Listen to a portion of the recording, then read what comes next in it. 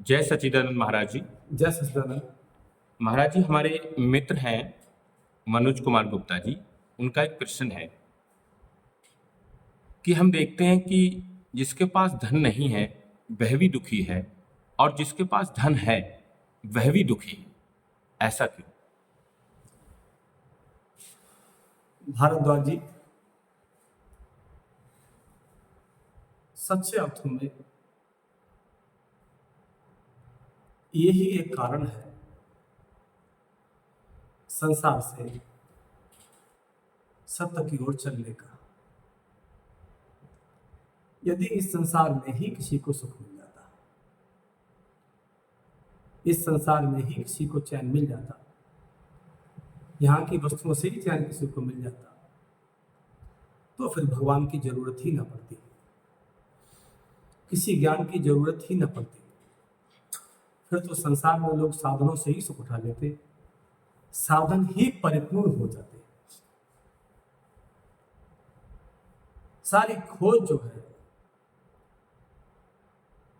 आपने कहा कि किसी के पास धन नहीं है तो वह धन के लिए दुखी है, जिसके पास धन है वो क्यों दुखी है? भारद्वाज जी, को ये एक ही बात नहीं है, ऐसी हजारों चीजें हम कह सकते हैं।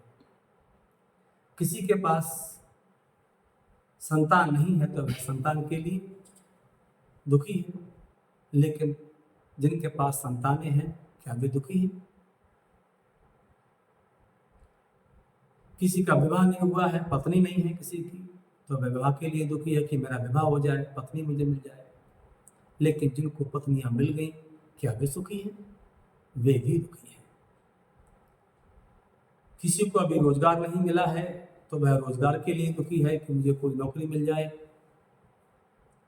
लेकिन किसी को नौकरी मिल गई, उसी व्यक्ति को नौकरी मिल गई जो नौकरी चाहता था, उसे ऐसा लगता था कि मुझे नौकरी मिल जाएगी तो मैं सुखी हो जाऊंगा, तो क्या वह सुखी हो गया? कोई आदमी कोई पद चाहता है, कोई विधायक बनना चाहता है, सांसद बनना चाहता है, मंत्री मिनिस्टर बनना चाहता है, वे पद उसे नहीं मिले हैं तब तक उसे लगता है कि ये पद मेरे पास नहीं है इसलिए मैं दुखी हूं। लेकिन वे पद भी उसके लिए मिल जाते हैं, फिर भी उसका दुख नहीं जाता। तो मैंने कहा ऐसा कोई एक कारण नहीं है, ऐसे अनंत कारण दुनिया में हैं। हम जो भी दुख के कारण हैं, हम ऐसा समझते हैं कि मेरे दुख का कारण बाहर है, इसीलिए हम दुख का कारण जब बाहर समझते हैं तो बाहर ही हम खोजते हैं। लेकिन हम खोजते थकते नहीं। कोई ऐसा होता है जिसके ये बात समझ में आ जाती है कि हम बहुत खोज चुके बाहर, जितना खोज सकते थे उतना हमने खोज लिया।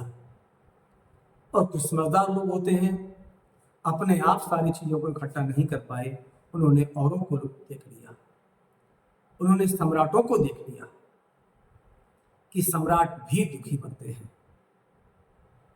सब कथा जानते हैं सिकंदर की, कि सिकंदर बिल्कुल मरने वाला था, उसकी अंतिम सांसें चल रही थी। अपनी मां से वो कह के आया था कि मैं लौटकर आऊंगा तुम्हारे पास पूरी धरती को जीतकर।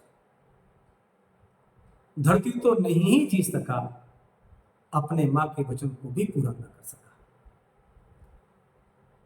कहते हैं कि थोड़ी ही दूर था अपने नगर से, स्वास्थ्य बहुत खराब हो गया। वैद्यों ने कहा कि अब आप बस 2-4 घंटे के ही मेहमान हैं, 1-2 घंटे के ही मेहमान हैं, अब आपकी मृत्यु हो जाएगी। तो सिकंदर ने कहा इतनी जल्दी तो हम घर नहीं पहुंच सकते, मैंने अपनी मां के लिए वचन दिया है। तो वैद्यों ने कहा आपने मां को वचन दिया हो, किसी को वचन दिया हो, लेकिन हम इसमें कुछ नहीं कर सकते। तो कहते हैं सिकंदर ने कहा कि तुम ये बात करिए तुम्हें धन कितना चाहिए। हम कभी कभी डॉक्टर से कहते भी हैं कि हम अपने बच्चे के बराबर धन तोड़ देंगे, लेकिन मेरे बच्चे को बचा लो। लेकिन डॉक्टर कहता है तुम्हारा बच्चा नहीं, मैं अपने बच्चे को भी नहीं बचा सकता। तो उसने कहा पूरा साम्राज्य मेरा ले लो, लेकिन मुझे तुम इतना जिला दो कि मैं अपनी माता के पास पहुंच जाऊं 4-6 घंटे में। वैद्यों ने कहा 1 सेकंड भी हम नहीं जिला सकते, जब तक आपके प्राण चल सकते हैं औषधि से, उसमें हम 1 सेकंड की भी वृद्धि नहीं कर सकते। आप तो 4-6 घंटे की बात कर रहे हैं, नहीं। तो कहते हैं सिकंदर ने कहा कि मेरी सारी संपत्ति भी काम नहीं आएगी। वैद्य ने कहा नहीं। तो कहते हैं सिकंदर ने उस समय कहा कि जो मेरी कब्र खुदे उसमें मेरे दोनों हाथों को बाहर निकाल देना। मेरा जनाजा आप लेकर जाएं, जहां पर भी कब्र में मेरी लाश गाड़ी जाए, मेरा मृत शरीर रखा जाए, उतने दूर तक तुम मेरे जो जिस पर तुम मुझे ले जाओगे बांधकर, मेरे हाथों को बाहर निकाल देना। तो कहते हैं सिकंदर ने अपने दोनों हाथों को बाहर निकलवाया था मरने के बाद भी। पूरी दुनिया देख रही थी कि अरे इनके हाथ बाहर क्यों हैं। तो उसने कहा कि दुनिया को पता चले सिकंदर भी खाली हाथ जाता है। तो ऐसे ही सिकंदर के ही हाथ खाली रह गए, तो हमारे हाथ भरने का तो प्रयास है, माने पसंद ही नहीं है। किसी की भी माने इस संसार से सुख नहीं मिल सकता है, किसी को भी, कोई भी नहीं। तो मैंने कहा कोई भी सुखी नहीं होगा बाहर से, क्योंकि हमारे दुख का कारण ही बाहर नहीं है, हमारे दुख का कारण हमारे अंदर है। तो जब तक हम क्या कर रहे हैं संसार में, हम पट्टियां धो रहे हैं, हम घाव ही नहीं धो रहे हैं। हम पट्टी धो रहे हैं, काम अंदर करना है, काम बाहर कर रहे हैं। हमें लगता है सारा दुख बाहर से आता है, लेकिन हमारा सारा दुख जो आता है हमारे ना जानने के कारण आता है। मैं क्या हूं, कौन हूं, इससे दुख आता है, मेरी वासना से दुख आता है। तो गुप्ता जी का प्रश्न का यही उत्तर देना चाहूंगा कि मेरा दुख इस पर निर्भर नहीं कर रहा है कि मेरे पास ये वस्तु है या नहीं है, क्योंकि अरब खरब लो द्रव्य हो उदय अस्त लो राज।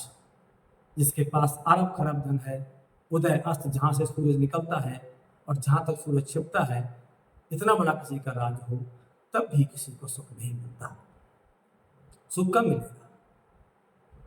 सुख का मतलब केवल, यदि मैं सामान्य सी बात करूं तो सामान्य बात तो ये होगी कि जहां भी मैं संतुष्ट हो जाता हूं। जिस दिन मेरी ये बात समझ में आ गई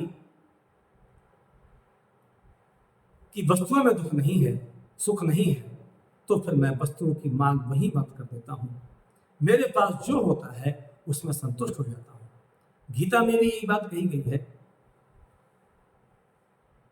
कि एक जिस प्रकार से लकड़ियां हों, जल रही हों, उनमें जितनी आप लकड़ियां डालते जाएंगे और लपटें तेज होती चली जाएंगी। एक व्यक्ति के पास थोड़ा धन है अभी, तो वह थोड़ा गरीब होता है, उसकी चाह थोड़ी सी होती है। एक व्यक्ति के पास ज्यादा धन होता है, उसकी मांग ज्यादा की होती है, वह एक अर्थ में ज्यादा गरीबी में जी रहा होता है।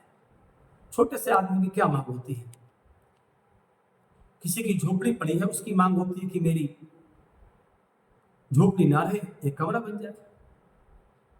मेरे पास जाने का कोई साधन नहीं, आने जाने का, तो मेरे पास मोटरसाइकिल है जाए। वह इतनी ही गरीबी महसूस करता है। लेकिन जो और बड़ा आदमी है, उसकी गरीबी कार की है। उसकी गरीबी, जितना व्यक्ति बड़ा होता चला जाता है, उसकी गरीबी उतनी ही ज्यादा बढ़ती चली जाती है। तो प्रश्न जो है, सारा दुख संसार में जो है, वह दुख है वासना का। मैं इस संसार से कुछ चाहता हूं, और मैं क्यों चाहता हूं, यह बात भी समझने की है कि आखिर मैं इस संसार से सुख चाहता हूं, और जिस वस्तु से मैं सुख चाहता हूं वह वस्तु मुझे मिल जाती है, लेकिन फिर भी मुझे सुख नहीं मिलता। क्यों नहीं मिलता? क्योंकि कायदे में, सच में उस वस्तु में सुख नहीं है। मैं बाहर ढूंढ रहा हूं सुख के लिए, सुख मेरे अंदर है। तो जिस दिन मैं अपने आत्म स्वरूप को पहचान लूंगा कि मैं क्या हूं, मेरा अपना स्वरूप जो है वह आनंद स्वरूप ही है। जैसे क्या है मेरे दुख, मैं जरा विचार करूं, क्या मेरे दुख है? एक व्यक्ति मान लीजिए सुंदर नहीं है, उसका दुख है कि मैं सुंदर हो जाता। उसका सारा दुख अपने ही ऊपर है। उसने इस शरीर के लिए ही सच माना है, और जब तक आप शरीर के लिए सच मानते हैं तो उसकी तुलना में कभी भी दुख जाने वाले हैं ही नहीं। आपने अपने आप को किससे जोड़ा है? धन से जोड़ा है। मैं गरीब हूं, आप है नहीं। आपने केवल अपना जो होना मान रखा है, धन से होना मान रखा है, लेकिन आपके पास धन नहीं था। और ये सारे जितने भी दुख हैं, ये सारे दुख जो हैं सापेक्षता के दुख हैं।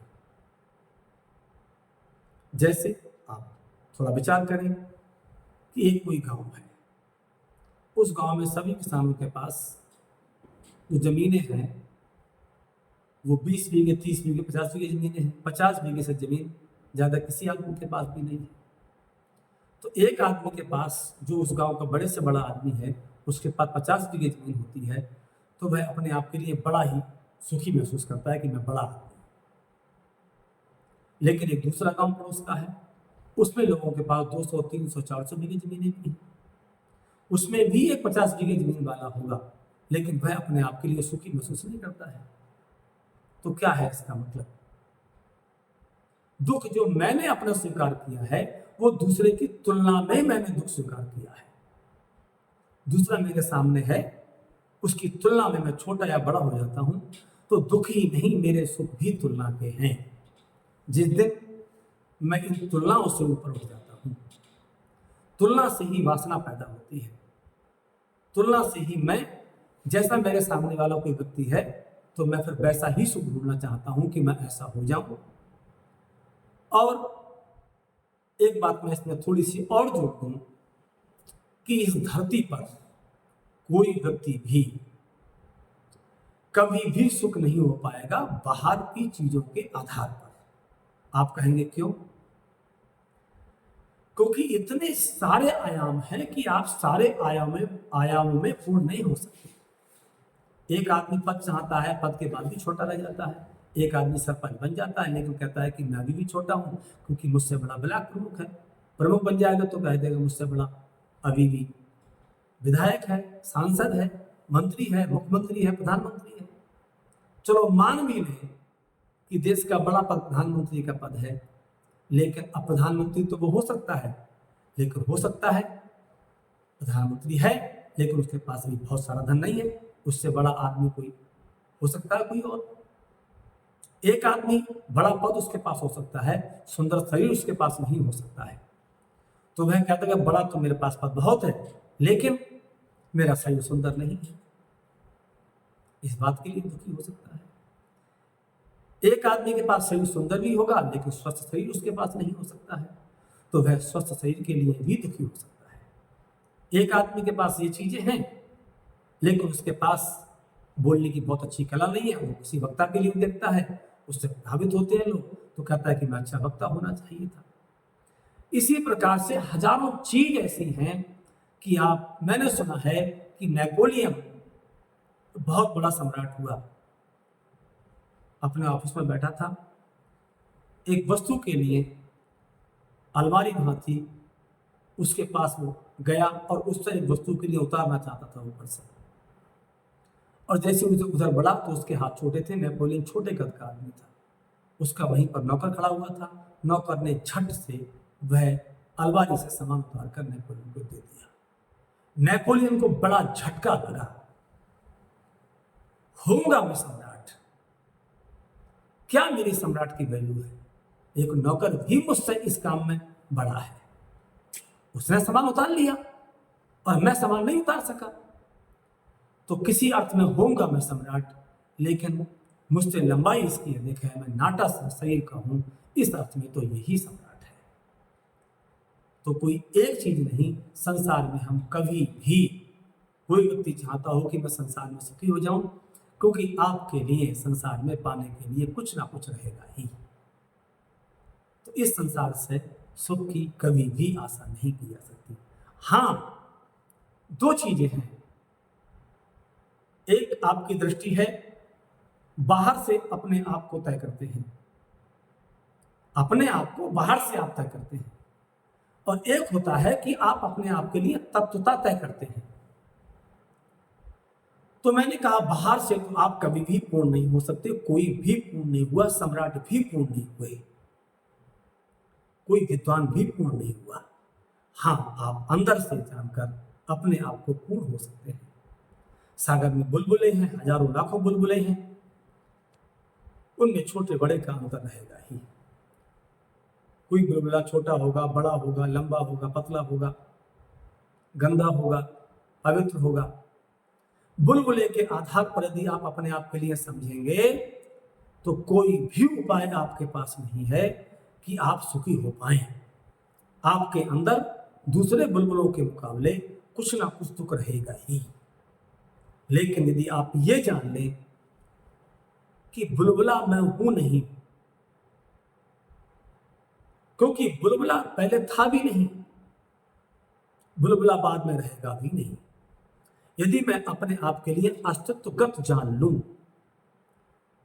तो मेरी सारी वासना चली जाएगी। मेरी वासना केवल इस बात की है कि मैं कुछ छोटा हूं, मेरे पास कुछ कम है। लेकिन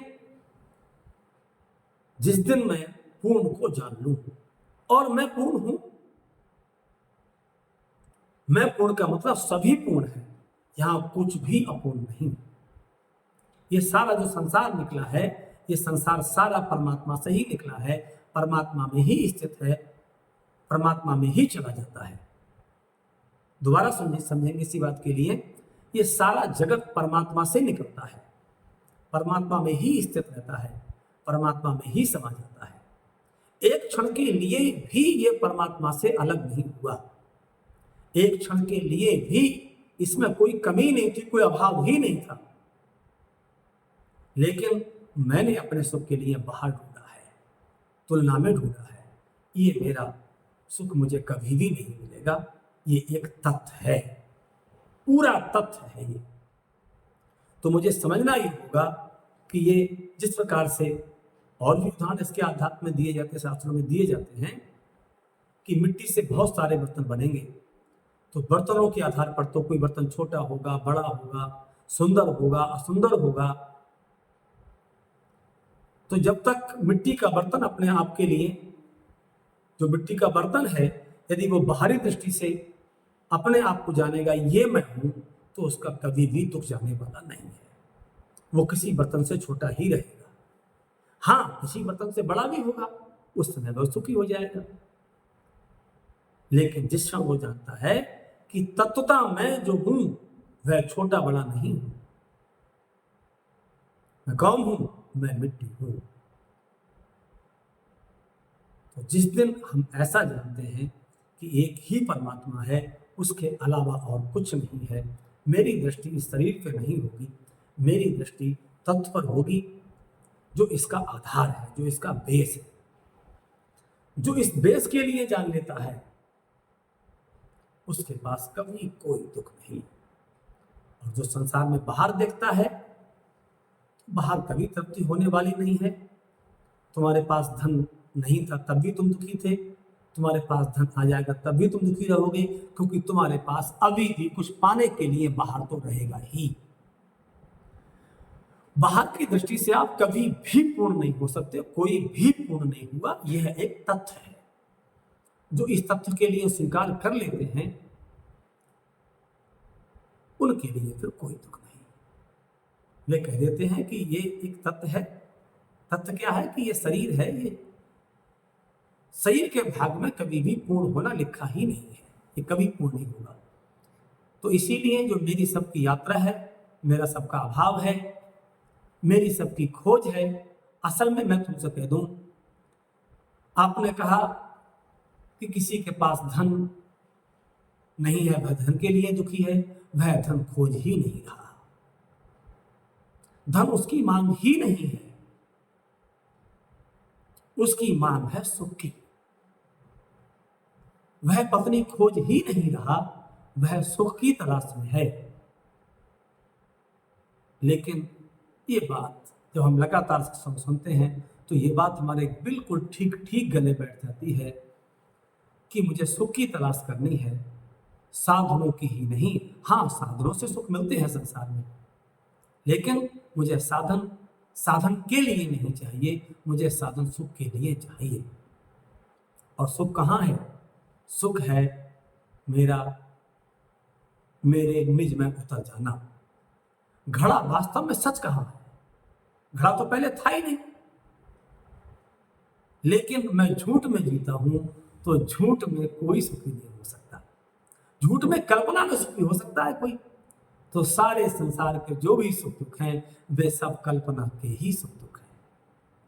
कल्पना के सुख दुख क्यों हैं? आप देख लो, कोई वस्तु मिलती है आप सुखी हो जाते हैं। अगर वास्तविकता ही उसमें सुख होता किसी वस्तु में, हाँ थोड़े देर के लिए कल्पना में मन ठहर जाता है, झूठ में ही मन ठहर जाता है, लेकिन झूठ कब तक ठहरेगा, झूठ कब तक टिकेगा? तो इस संसार में जो भी मैं वस्तुओं को पाकर सुख उठाता हूं वह केवल कल्पना का सुख है, वह वास्तविक सुख नहीं, क्योंकि वस्तु ही कल्पना की है। जैसे थोड़ा मैं और समझ लूंगा, कल्पना से क्या अर्थ होता है? कल्पना से अर्थ होता है जो पहले नहीं था, जो बाद में नहीं है। जैसे आप अंगूठी को देखें, अंगूठी में कोई सोने की अंगूठी है तो उसमें सोना क्या है? सोना उसमें सच है। अंगूठी क्या है? अंगूठी सोने में कल्पना है। ऐसे ही इस संसार में जितना भी नाम रूप है भारद्वाज जी, वह सब कल्पना में है, इसीलिए वह सुख रहता नहीं। तो जिस दिन मैं कल्पना के पार चला जाऊंगा, जिस दिन मैं सच को जानकर आसक्ति के पार चला जाऊंगा, वासना के पार चला जाऊंगा, उस दिन मुझे कोई दुख नहीं रहेगा। तो कुल मिलाकर हमें यही बात समझनी है कि दुख जो है वह मेरा बाहर की वस्तुओं को पाने का नहीं, सुख का ही दुख है। और सुख मेरा अपना स्वरूप है।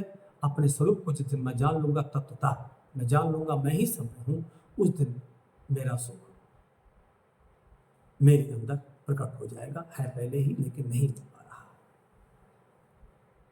तो हम यदि सुख को ही पाना चाहते हैं तो अपनी खोज करें। जय सच्चिदानंद।